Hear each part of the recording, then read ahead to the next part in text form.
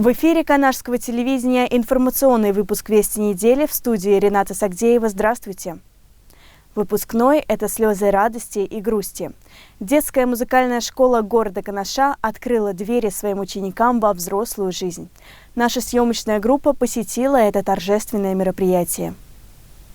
Церемония торжественного вручения свидетельств об освоении дополнительных общеобразовательных программ об окончании музыкальной школы прошла в актовом зале музыкальной школы имени Максима Дормидонтовича Михайлова. Выпускной вечер прошел в теплой, дружеской атмосфере. Для выпускников, родителей и учителей это долгожданный, волнительный и радостный день. Ученики пришли в музыкальную школу, будучи малышами, постигали азы нотной грамоты, радовали своим пением, игрой на разных музыкальных инструментах, участвовали в концертах и конкурсах. Учеба в музыкальной школе – это годы кропотливого, ответственного труда. Ребята научились ставить цели и достигать высот. Творческие победы и великолепные концерты были частью учебного процесса. Музыкальная школа помогла развить в учениках целеустремленность и уверенность. С каждым годом росло мастерство ребят, и в этом большая заслуга педагогов музыкальной школы, которые делились с детьми своими знаниями, направляли детей, создавали увлеченную творческую атмосферу радости. С приветственным словом выступила директор музыкальной школы Лиана Андреева.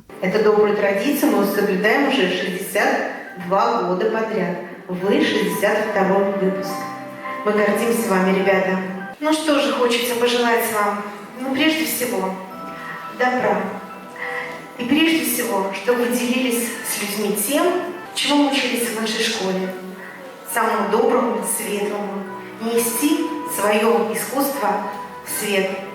С гордостью несите имя выпускника Канашской детской музыкальной школы имени Максима Дормидонтовича Михайлова.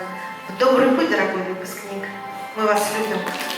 В стенах музыкальной школы дети научились вокальному искусству, познакомились с историей музыки, сольфеджио, освоили игру на музыкальных инструментах. Дети участвовали в различных музыкальных конкурсах и фестивалях, выезжали в другие города и приглашали гостей на сцену нашей музыкальной школы. Постигая прекрасный мир музыки, дети развивались в гармонии и красоте. В 2022 году свидетельства об окончании музыкальной школы были вручены 42 выпускникам. На выпускном вечере звучала прекрасная живая музыка. Этот итоговый концерт в стенах музыкальной школы порадовал зрителей. Заинтересованными слушателями были родители. Они с первых дней поддерживали своих детей. Слезы радости и гордости были на их глазах, ведь без их поддержки не было бы такого прекрасного результата. Все выпускники виртуозно исполнили музыкальные произведения. Заместитель главы по вопросам социальной политики, начальник отдела образования и молодежной политики администрации Канаша Наталья Суркова поздравила выпускников в этот праздничный день и вручила детской музыкальной школе имени Михайлова благодарственное письмо за активное участие в подготовке и проведении праздничных мероприятий, посвященных 77-й годовщине Победы в Великой Отечественной войне, и наградила самых талантливых выпускников.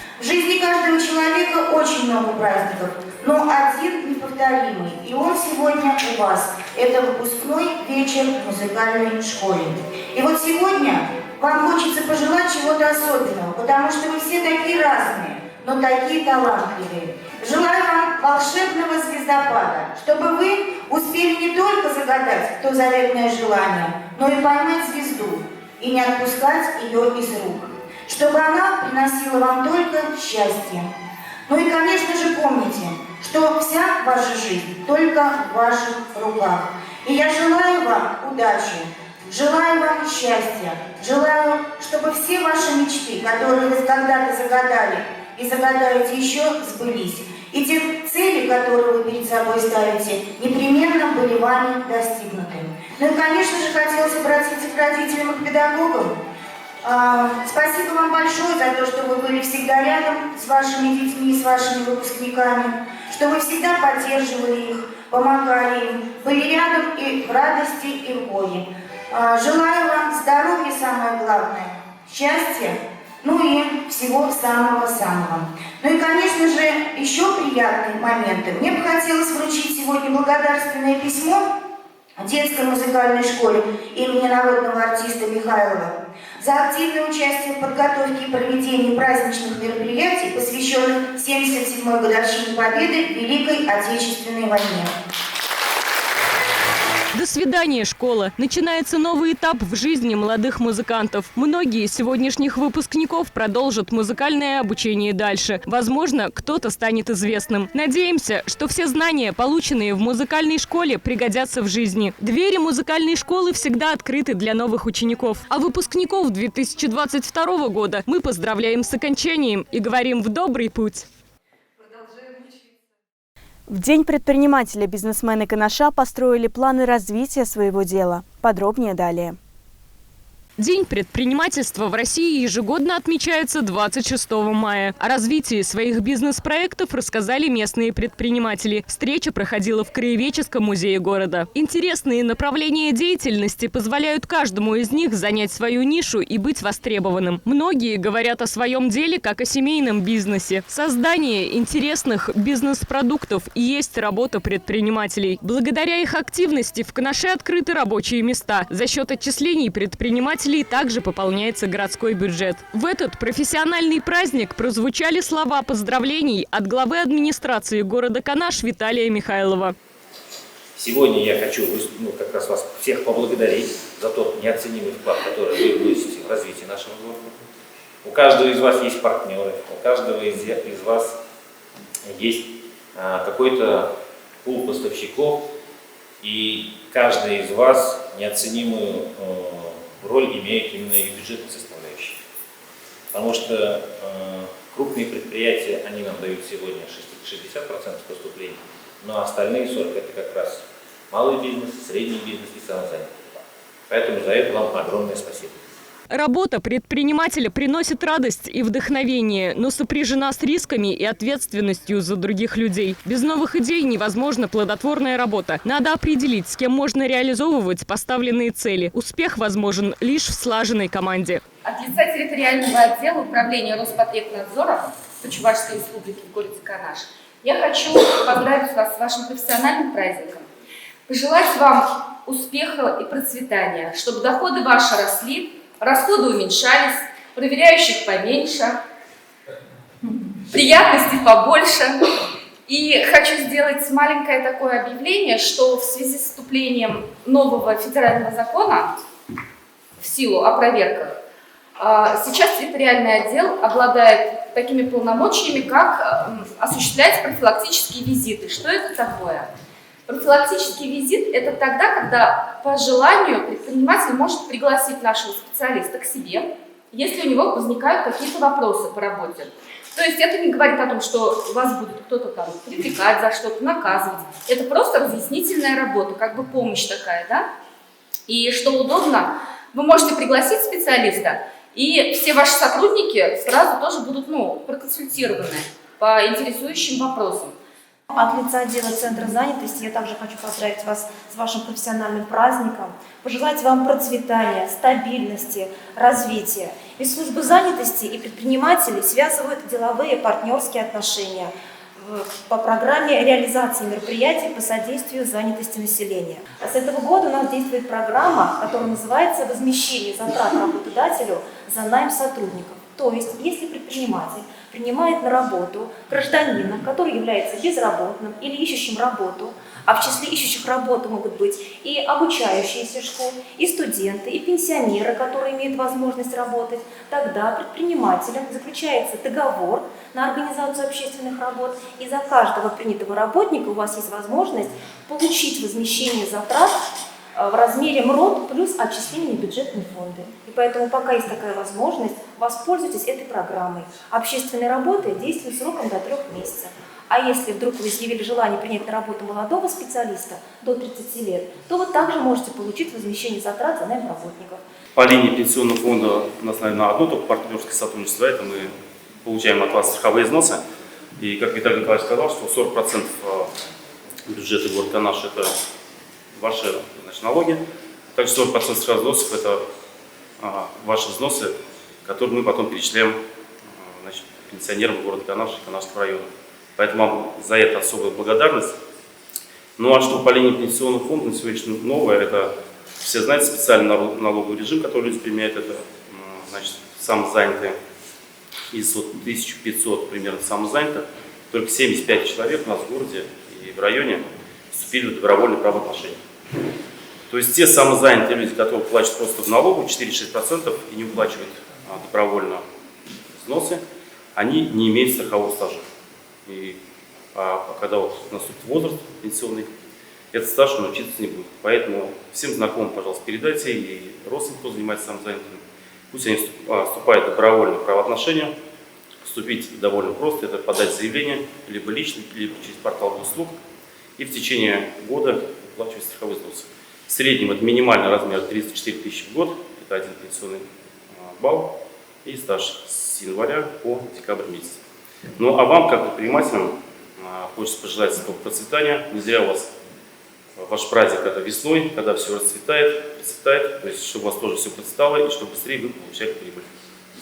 Предприниматели Канаша при поддержке правительства Чувашии с успехом решают все проблемы и достигают успехов. Основное – это желание развиваться в деле предпринимательства и предлагать новые бизнес-продукты.